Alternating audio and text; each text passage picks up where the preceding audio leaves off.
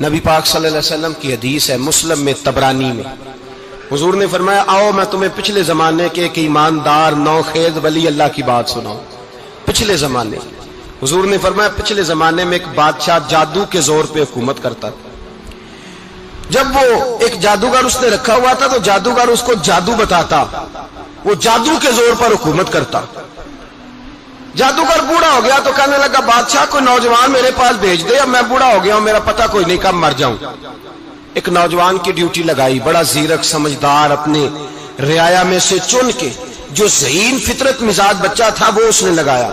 اللہ کے محبوب علیہ الصلوۃ والسلام فرماتے ہیں بچہ جادو سیکھنے لگا، وقت گزرنے لگا۔ بچہ جب جادو سیکھنے جاتا تو رستے میں ایک راہب بھی تھا جو انجیل جانتا تھا، وہ اللہ اللہ سکھاتا، لوگوں کو حضرت عیسیٰ علیہ السلام کی تعلیمات سے آگاہ کرتا۔ اس نے دیکھا کہ یہاں بھی لوگ اکٹھے ہیں تو وہ بچہ اس راہب کے پاس بھی اٹھنے بیٹھنے لگا۔ اب جب اس کے ساتھ اس کی گفتگو بڑھنے لگی تو اس کو باتوں میں لذت آنے لگی۔ اس نے راہب نے پوچھا کہ تو کون ہے اور کس طرح سے آیا ہے، کیا تیرا معاملہ ہے؟ اس نے کہا جی میں جادو سیکھنے جاتا ہوں، آپ کی باتیں مجھے بڑی اچھی لگتی ہیں۔ اس نے کہا دین سیکھ، جادو سیکھنے والے کافر ہو جاتے ہیں، قرآن و حدیث سیکھنے والوں کو اللہ کامل ایمان عطا فرماتا ہے۔ فرمایا یہ سیکھ۔ بچہ بیٹھنے لگا، اس کے پاس آنے لگا، باتیں دل میں گھر کرنے لگی۔ ایک وقت آیا کہ مسلمان ہو گیا، اور مسلمان کیسے ہوا؟ بچہ کہتا میں تجربہ کر کے ہوا۔ اب میں تھوڑا سا وقت جادوگر کے پاس بھی جاتا اور باقی سارا وقت وہاں بیٹھتا۔ میں ایک دن جا رہا تھا تو رستے میں اژدہا تھا، بہت بڑا سانپ تھا، رستہ روک کے کھڑا تھا۔ یہ حضور نے بیان کی حدیث۔ نبی پاک صلی اللہ علیہ وسلم فرماتے ہیں بچہ کہتا ہے کہ رستے کے اندر سانپ ہے، رستے بند ہے، لوگ چھتوں درختوں پہ چڑھے ہیں، راش ہے۔ کہتے چھوٹا سا روڑا میں نے اٹھایا تو میں نے کہا اللہ اگر جادوگر سچا ہے تو اسے مار دے۔ چھوٹا سا روڑا میں نے پھینکا، اژدہا کوئی نہ مرا۔ پھر چھوٹا روڑا اٹھایا، میں نے کہا اللہ اگر وہ عالم سچا ہے تو اسے مار دے۔ اب جب میں نے روڑا مارا تو اژدہا مر گیا۔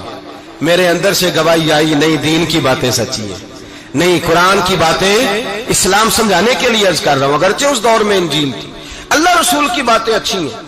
کہتے میں مسلمان ہو گیا، اب میں نے راہب کے پاس ہی رہنا شروع کر دیا، جادوگر کے پاس چھوڑ دیا۔ اس بچے نے آنا، بادشاہ پوچھتا کہاں زیادہ وقت گزارتے ہو تو وہ بات گول کر دیتا۔ وقت تیزی سے بڑھنے لگا، اللہ نے اس نوجوان میں طاقت پیدا کر دی۔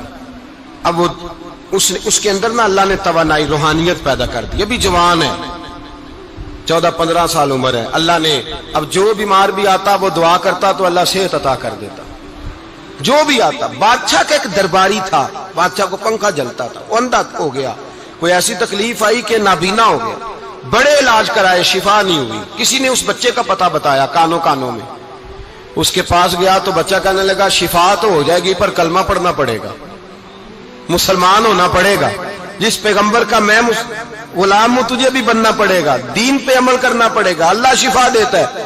اس نے کہا تو مجھے کلمہ پڑھا، مجھے شفا دے، میں تیار ہوں۔ اس نے کہا شفا تو اللہ دیتا ہے۔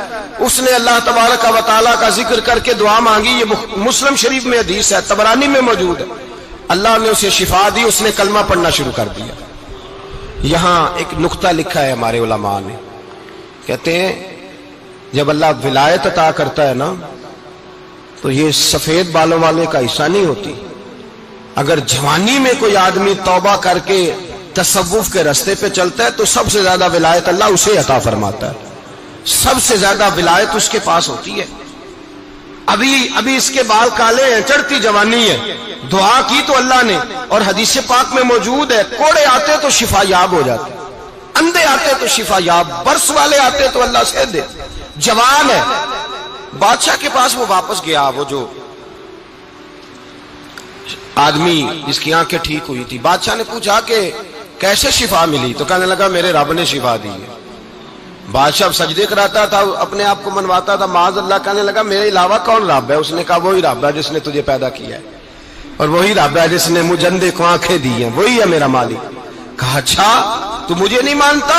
کہا نہیں میں اپنے رب کو مانتا ہوں۔ بادشاہ نے اسے سزا دی، ستایا، اس نے بچے کا پتہ بتایا، پھر بچے کو بلا کے ستایا تو اس راہب کا پتہ بتایا، راہب بھی قتل ہو گیا، نابینا بھی قتل ہو گیا۔ بادشاہ نے کہا سپاہیوں سے اس بچے کو لے جاؤ اور پہاڑ کی چوٹی پہ جا کے نیچے پھینکو تاکہ مر جائے.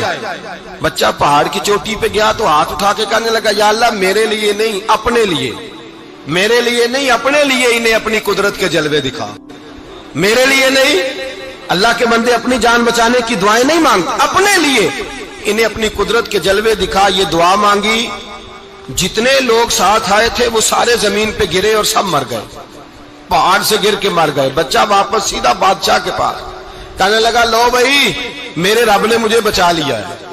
جوان کا ایمان دیکھو، میرے رب نے مجھے، بولو میرے اللہ نے مجھے ایمان کی گواہی دے رہا ہے، میں بچ گیا ہوں، تو جھوٹا ہے، میرا رب سچا ہے. اس نے کہا لے جاؤ اس کو دریا میں، کشتی میں بٹھاؤ، بیچ دریا کے جا کے دھکا دے دو. بیٹھے کشتی میں، دریا کے بیچ گئے، اور جب جا کے وہاں اس کو دھکا دینے لگے تو اس نے کہا اللہ میرے لیے نہیں اپنے لیے انہیں اپنی قدرت کے جلوے دکھا. بس ایک طوفان سا آیا، جتنے سپاہی ساتھ آئے تھے ڈوب کے مر گئے. وہ بچہ اٹھا اور سیدھا پھر بادشاہ کے پاس، اسی کے پاس کہنے لگا لو بھائی میرے رب نے مجھے بچا لیا ہے، تیرے پاس آیا ہوں. وہ کہنے لگا تو کیا مصیبت میرے گلے پڑ گئی ہے، کیسے جان چھوٹے گی؟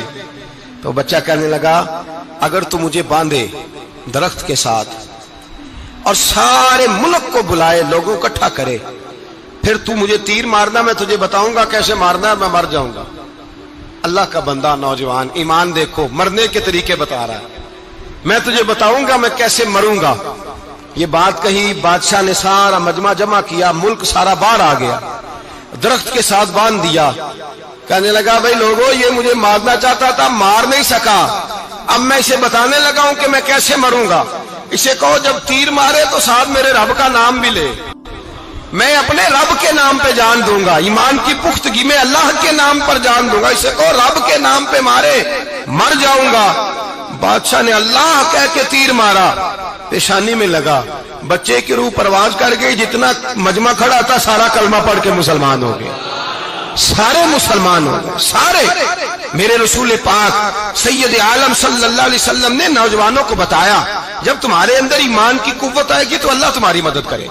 فرمایا وہ نوخیز ولی تھا، ابھی جوان رانا تھا، ابھی اس کی پیشانی پر جوانی کے آثار تھے، لیکن اس نے اللہ کو راضی کیا، رب کریم کو راضی. ولایت کا مطلب بڑھاپا نہیں، ولایت کا مطلب وہ نہیں کہ جب بڑا لمبا وقت گزر جائے تو پھر آدمی آئے کہ نہیں اب کیا کرنا ہے، اب مسجد ہی ہے، اب تو اس کے علاوہ گزارا ہی کوئی نہیں. تو اس وقت کا آنا اللہ کی بارگاہ میں قبول تو ہے، لیکن شاباشی اسی کو ملتی ہے جو جوانی کا وقت آئے، جو عین اس وقت آئے جو وقت. میرے رسول پاک علیہ السلام کے غلام عبداللہ ابن عمر، حضرت عبداللہ ابن عمر رضی اللہ تعالیٰ عنہ فرماتے ہیں کہ میں نکلا، مجھے سفر کے لیے جانا تھا، تو تھوڑی سی کھجوریں، تھوڑا سا سرکہ، ایک شہد کی بوتل، چیزیں میں نے سفر کے لیے ساتھ رکھ لی. میں جب مدینے سے باہر صحرا میں نکلا نا تو رمضان نہیں تھا، غیر رمضان تھا.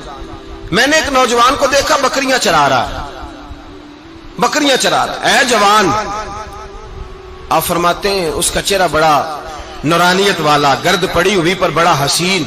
فرماتے ہیں میں نے اس کو کہا کہ آ جاؤ کھانا کھا لو، روزے بھی نہیں تھے. کہنے لگا نہیں میں نے روزہ رکھا ہوا ہے. فرماتے ہیں میں نے کہا پتہ کروں کہ نیرا نیک ہی ہے کہ پرہیزگار بھی ہے.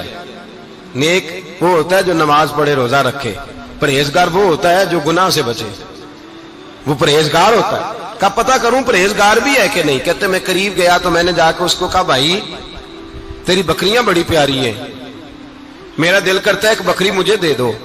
کہتے وہ جوان، غربت بھی، پریشانی بھی، پر دامان توکل کی یہ خوبی ہے کہ اس پر پابند لگے ہوتے ہیں، دھبے نہیں ہوتے. غربت ہے. کہا جناب ایک بکری دے دو. آنے لگا جناب بکریاں میری نہیں، بکریوں کا مالک کوئی اور ہے.